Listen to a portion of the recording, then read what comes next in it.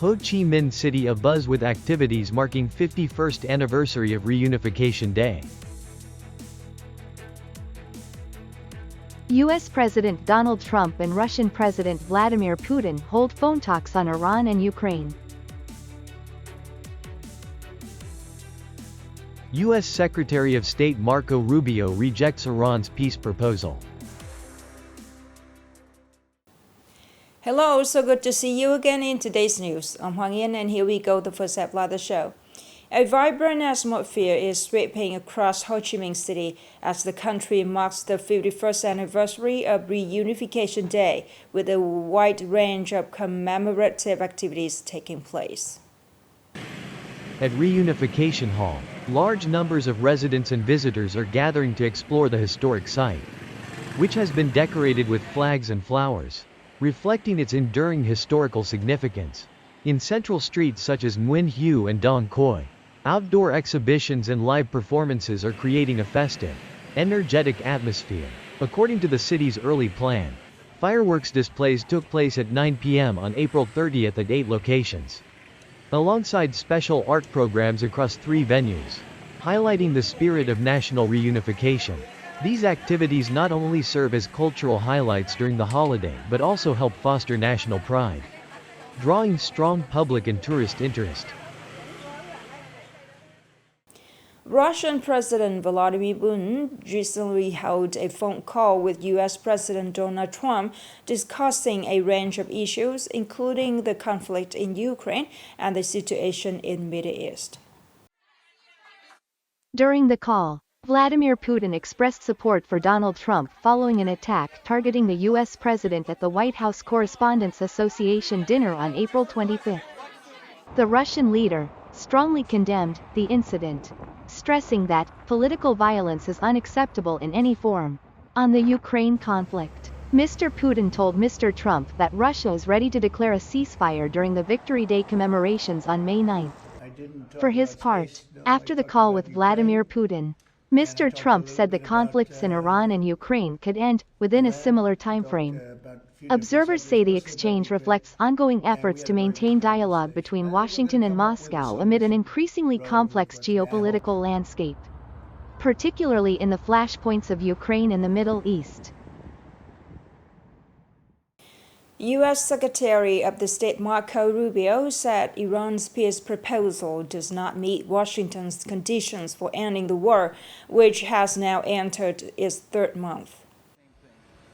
Iran's proposal includes easing Tehran's control over the Strait of Hormuz in exchange for the United States lifting its blockade, while talks on Iran's nuclear program would be postponed to an unspecified future date. However, U.S. Secretary of State Marco Rubio said the nuclear issue remains central to Washington's position. Mr. Rubio stressed that the United States would not allow Iran to maintain control over the Strait of Hormuz or continue charging fees on passing vessels, describing it as an international waterway.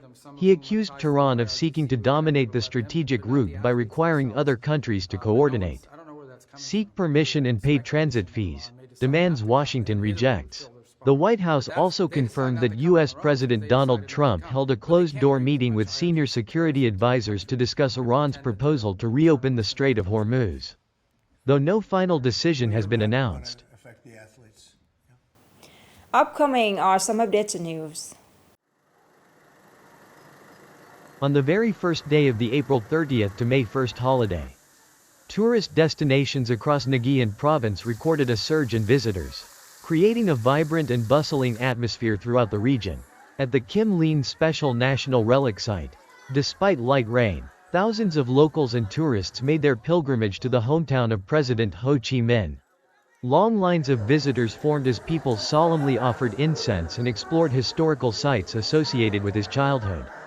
Many travelers from distant provinces such as Son La and Ninh Binh chose Kim Leen as a meaningful destination for the holiday. Elsewhere across the province, popular attractions were already lively and crowded with visitors on the first day of the break. Short-distance travel emerged as a preferred choice for many families seeking a relaxing yet fulfilling holiday. In response to this growing demand, tourist sites have proactively upgraded infrastructure, improved landscapes, and organized a variety of recreational activities. creating colorful, festive spaces for visitors. On the morning of April 30th, the Truyen Sea crossing overpass in Hue was officially opened to traffic. Becoming the longest of its kind in central Vietnam, the event coincided with the 51st anniversary of the liberation of the South and National Reunification Day. Key components, including the bridge deck, lighting system, railings and traffic organization, have been largely completed, meeting conditions for initial operation. Supporting works such as sidewalks and drainage systems will continue to be finalized. The project has a total investment of around 2.4 trillion Vietnamese dongs and is part of the coastal road through Hue. With a total length of nearly 7.8 kilometers, the sea crossing section itself stretches about 2.36 kilometers, is 20 meters wide and accommodates 4 traffic lanes. The bridge is expected to enhance coastal connectivity, eliminate reliance on ferry crossings at the estuary, and create new momentum for marine economic growth, tourism and regional linkage.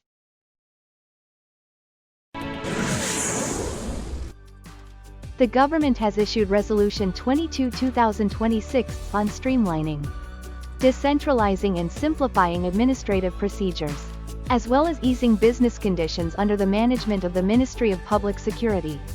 Under the resolution, procedures for collecting and updating biometric data, such as DNA and voice samples, into the National Identity Database at the ministerial and provincial levels, as stipulated in Article 13 of Decree 72/2024, NDCP, have been abolished. Procedures for integrating, updating and adjusting information on ID cards at these levels, regulated under Article 20 of the same decree, have also been scrapped, along with 4 provincial-level administrative procedures, following the implementation of a new model that removes district-level police units.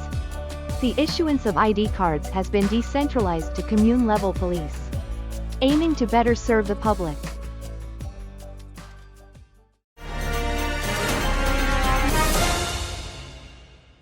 While many people take time to rest during the holiday, a different rhythm begins after dark in Cua Lo. From offshore fishing ports to restaurants and accommodation facilities, the tourism service circle runs almost non-stop, operating around the clock. More in the story today.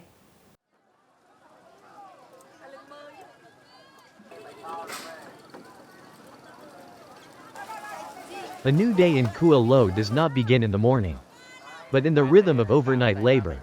At the port, activity intensifies toward dawn, as workers sort, unload and transport seafood to meet same-day demand.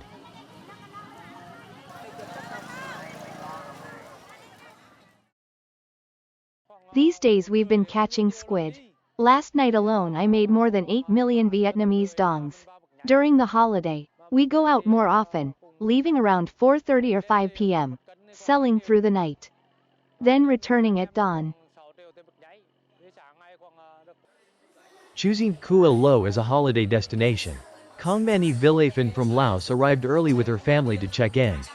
Amid a steady flow of guests, accommodation services operate quickly to keep up with tight schedules. We are a group of 29 people on a 2-day, 1-night trip. The food in Cua Lo is very good. The villa is beautiful and convenient. The hosts are friendly. I'm very satisfied and will come back. If you have the chance, you should visit Cua Lo. To meet rising demand, many restaurants begin work before sunrise. Fresh ingredients arrive continuously, and staffing is increased with rotating shifts to handle peak hours. We ensure supply, diversify seafood options and add more staff to serve during peak hours. Behind each visitor experience is the quiet effort of many workers. These continuous operations have created a Cua Lo that stays awake through the holiday, vibrant, non-stop and full of life. The last story just ended our news today. Thank you so much for your attention. Have a nice holiday and see you later.